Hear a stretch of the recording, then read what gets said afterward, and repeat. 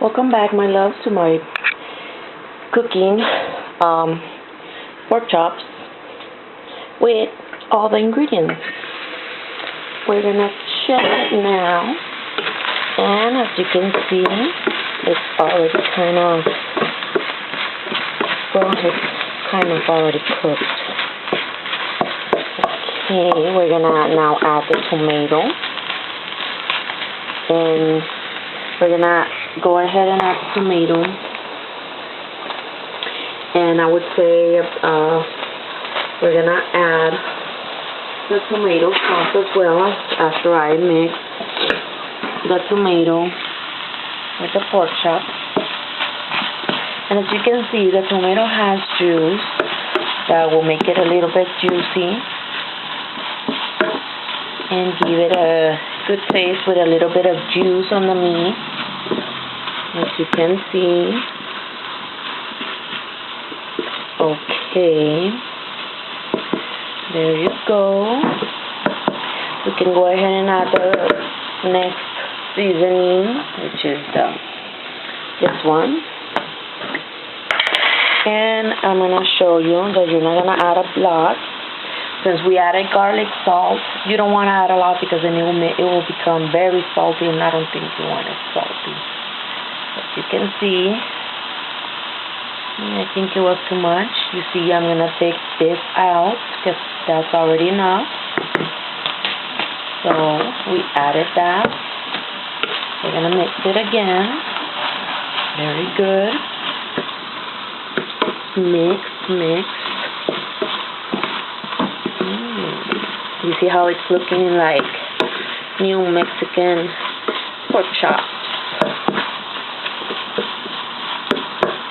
And this is just a normal recipe that I know everybody knows how to do it, but trust me, if you make it the way I'm cooking it, it's tasty. You're gonna love it. And don't forget to heat up corn tortillas to go with it, or even flour tortillas.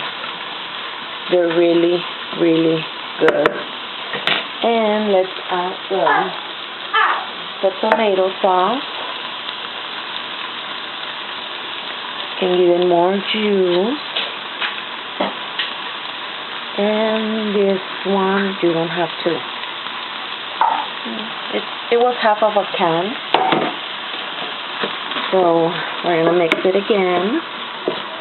You don't want to add that a lot because you don't want it tasting like tomato sauce, but the tomato sauce is for it to give it color and a little bit more taste. But with the seasonings that I added, trust me, even if you cook the tomato sauce by itself with only those two seasonings and eat it with tortilla, corn tortilla or even flour, it's good. It's tasty. Okay, we mix it. And what we're gonna do, we're gonna add a little bit of water so it can have juice. And add a little bit of water so it can have juice. We're not gonna add much, but to cover the food. And then we're gonna mix it again. I know you might say it's too much mixing, but it's okay because you want to make sure that all the the seasoning or the tomato sauce or the water or the ingredients don't stay in one side, and you know what I mean?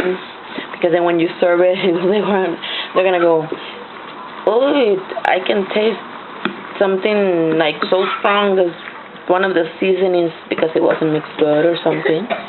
But as you can see, it's already mixed. It has water. And we're going to sprinkle the cilantro. We can grab it like this and just sprinkle it around because the pork chops are already cooked. So we're not going to leave it much. So we're going to add all the cilantro, as you can see. And then you don't have to mix it if you don't want, but I'm going to go ahead and mix it because you want the cilantro to get the flavor. You see the juice? It's already looking good. So I'm gonna go ahead and mix it so the cilantro can mix with the food, and then it'll have the taste the same as the pork chops. And as you can see, it's basically, I would say it's done, but I'm gonna leave it like at least maybe 1 to 2 minutes to boil. And for that, I'm gonna cover it, because this frying pan is so good. It cooks it and it steams it at the same time, so you know that it's getting well cooked. So I'm gonna give it, let's say, 1 or 2 minutes, like I said. So we're gonna see how it's gonna be. And I'll see you back in, let's say, 1 or 2 minutes. Thank you, my friend.